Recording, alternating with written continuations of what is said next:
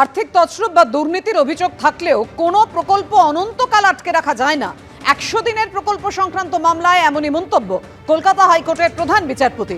100 দিনের প্রকল্পে দুর্নীতির অভিযোগে শুভেন্দু অধিকারী যে মামলা করেছিলেন তাতেই এমন মন্তব্য করে আদালত। দুর্নীতির তদন্তে এখনো পর্যন্ত যে টাকা উদ্ধার সম্ভব হয়েছে সেটা কিভাবে ব্যবহার করা হবে, উদ্ধার হওয়া টাকার ব্যবহার কিভাবে তা জানাতে হবে কেন্দ্রকে, নির্দেশ প্রধান বিচারপতি। আরো বিস্তারিত জানাবেন আমাদের প্রতিনিধি সৌভিক মজুমদার। সৌভিক, জানাও কেন্দ্রকে কি নির্দেশ প্রধান বিচারপতি? দেখো, মাননীয় প্রধান বিচারপতি তিনি যে মত ব্যক্ত করেছেন সেখানে তিনি কেন্দ্রের কাছে বেশ কয়েকটি প্রশ্নের উত্তর চেয়েছেন। প্রথমত তার বক্তব্য হলো যে এই গোটা বিষয়টাতে একটা দুর্নীতির অভিযোগ উঠেছে, কিন্তু সেই দুর্নীতির অভিযোগ উঠলে প্রাথমিক যে কাজ কোনো সংস্থার থাকে, সেটা কেন্দ্রীয় সংস্থা বা রাজ্যের সংস্থা হতে পারে, তারা গোটা বিষয়টার একটা অনুসন্ধান করতে পারেন, তারা একটা ইনভেস্টিগেশন করতে পারেন, তারা একটা ইন্সপেকশন করতে পারেন এবং এগুলো করার পরে তার যা প্রয়োজনীয় পদক্ষেপ আছে সেই পদক্ষেপ তারা গ্রহণ করতে পারেন আইন অনুযায়ী। কিন্তু এই ধরনের কোনো প্রকল্পের কাজ সেটাকে অনন্তকাল বন্ধ করে রাখা সম্ভব না, সেটা বন্ধ করে রাখা যায় না, এই মর্মে মাননীয় প্রধান বিচারপতি তার মত ব্যক্ত করেছেন। ফলে তিনি কেন্দ্রের কাছে উত্তর চেয়েছেন যে অবিলম্বে এই 100 দিনের কাজের প্রকল্পটাকে পশ্চিমবঙ্গের ক্ষেত্রে আবারও আরম্ভ করার ক্ষেত্রে কি কি পদক্ষেপ গ্রহণ করা সম্ভব সেই প্রশ্নের উত্তর তিনি কেন্দ্রের কাছে চেয়েছেন। এছাড়াও মাননীয় প্রধান বিচারপতি তিনি বলেছেন যে কলকাতা হাইকোর্টের নির্দেশেই একটি কেন্দ্রীয় টিম গঠন করা হয়েছিল এবং সেই কেন্দ্রীয় টিম তারা কিন্তু প্রাথমিকভাবে পশ্চিমবঙ্গের 4টি জেলার ক্ষেত্রে তারা অনুসন্ধান করেছেন এবং তারা বলেছেন যে এই জেলাগুলির ক্ষেত্রে যে দুর্নীতির অভিযোগ এসেছিল সেই অভিযোগগুলির ক্ষেত্রে কি কি করা সম্ভব।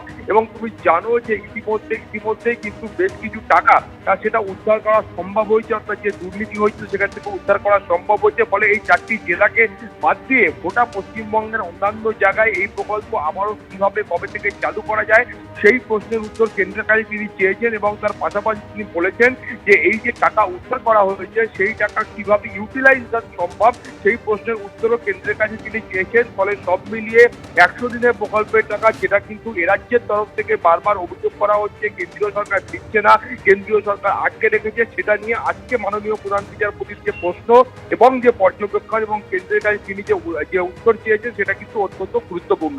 পাপিয়া, ধন্যবাদ তোমায়। সন্তান সরকারি স্কুলে পড়ে, তিনি নিজেও শিক্ষিকা।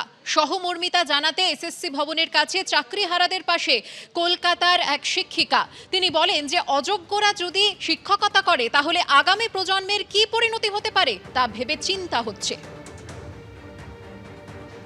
আচার্য সদনের সামনে রাতভর অবস্থানে বসে আছেন চাকরিহারা শিক্ষক, শিক্ষিকা এবং শিক্ষাকর্মীরা। আর সকালে দেখা যাচ্ছে যে একজন মহিলা তিনি এসছেন হাতে জলের বোতল নিয়ে। আপনিও কি এই চাকরিহারাদের মধ্যে?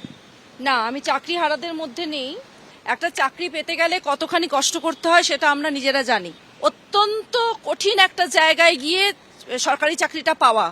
সরকারি চাকরি অত সহজে কিন্তু পাওয়া যায় না। সবাই বলেন এই সরকারি চাকরি করছেন, স্কুল টিচারের চাকরি করছেন, এটা অত সহজে পাওয়া যায় না। পেলে অনেকেই পেয়ে যেতে পারতেন, কারণ তারা সেই আনন্দে ভাসেননি বলে আজকে সেই জায়গায় পৌঁছতে পেরেছেন এবং তারা যোগ্য প্রার্থী হিসাবে কিন্তু চাকরিটা পেয়েছেন। আমি যোগ্য অযোগ্যদের সেগ্রিগেশনটা ভীষণভাবে মনে প্রাণে চাইছি। প্রথম কারণ ইনাদের সংসারের জন্য তো বটেই, আমাদের যে সমস্ত বাড়ির বাচ্চারা সরকারি স্কুলে পড়ে তারা বেনেজোলা শিক্ষকদের কাছ থেকে কি শিখছে, সেই সমস্ত শিখে বাচ্চাগুলো এগোচ্ছে, কতগুলো প্রজন্ম নষ্ট হচ্ছে, সেই বাচ্চাগুলোর কথা ভেবে সেই অভিভাবকদের হয়েও কিন্তু আমি দাঁড়িয়েছি। যারা টাকা দিয়ে চাকরি পেয়েছেন তাদের কথা আমি ছেড়ে দিলাম, কারণ তাদের টাকা রয়েছে, তারা পড়াশোনা করেছেন কি করেননি জানি না। এই সেগ্রিগেশনটা যোগ্যদের জন্য করা হোক, আর নয়। এত অন্যায় মেনে নেওয়া যাচ্ছে না। আমি অন্যায় বলবো না, একটা ভুল থেকে যদি এরকম ভাবে সমাজে অনেকগুলো এফেক্ট পড়তে থাকে এটা কিন্তু ভীষণ ক্ষতিকারক আর কি। ক্যামেরা দিব্যেন্দু সিংহের সঙ্গে প্রতিদীপ ভট্টাচার্য, এবিপি আনন্দ, সল্টলেক।